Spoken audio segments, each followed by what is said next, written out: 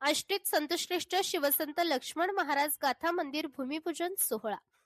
महाराष्ट्र ही संतांची भूमी म्हणून ओळखली जाते.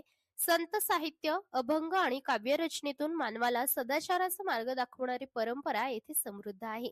संत तुकाराम महाराज यांच्या देहो येथील गाथा मंदिरानंतर आता आष्टी येथे संतश्रेष्ठ शिवसंत लक्ष्मण महाराज यांच्या अभंग व हस्तलिखित गाथांवर आधारित भव्य गाथा मंदिर उभारण्याचा संकल्प करण्यात आला आहे.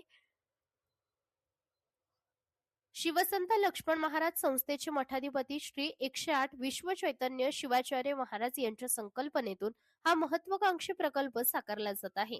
संत लक्ष्मण महाराज यांनी सुमारे 5509 अभंग, भक्तिगीत, ओव्या, भारुडे आणि गंगा महात्म्य यांसारखी समृद्ध काव्यसंपदा निर्माण केली असून या हस्तलिखित ग्रंथाचे जतन करण्यासाठी गाथा मंदिर उभारले जाणार आहे.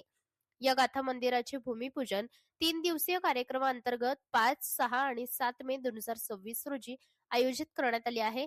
हा सोहळा श्री 1008 जगद्गुरू डॉक्टर मल्लिकार्जुन विश्वाराध्य शिवाचार्य महास्वामीजी जंगमवाडी वाराणसी यांच्या सानिध्यात तसेच श्री गुरु 108 वेदांताचार्य सिद्धलिंग शिवाचार्य महाराज साखर खिरडा यांच्या हस्ते पार पडणार आहे.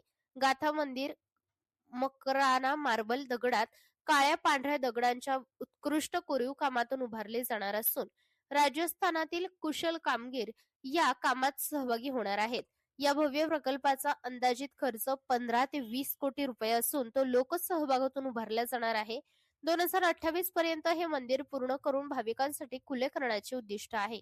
या ऐतिहासिक उपक्रमासाठी परिसरातील गावांमधून लोकवर्गणी जमा करण्यास सुरुवात झाली असून मठाधिपती विश्वचैतन्य शिवाचार्य महाराज यांनी सर्वांनी देणगी स्वरूपात सहकार्य करावे असे आवाहन केले आहे.